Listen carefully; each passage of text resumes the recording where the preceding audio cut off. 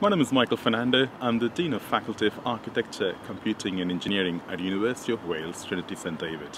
I'm standing here in front of our SA1 Waterfront campus. It is a brand new campus for our students and we are so excited and we can't wait to see you here. It is a time of the year where students around the UK are thinking about the university places. I would like to say a quick word about our new campus and what it enables us to do. The new campus allows us to do innovative teaching. We don't have lecture rooms here, we have learning studios.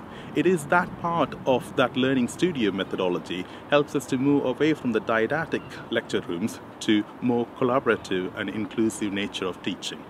We work closely with our industry who coexist with us, and what they're saying is they wanted engineers and STEM graduates, construction people, architect, computing expertise to come together in a table and talk about a problem and how they will solve it. It is that aspect allows them to secure a job they are working for. If you are someone who is thinking about coming to university, come around. Come to one of our open days. We would love to show you around and things which we have in store for you. Thank you.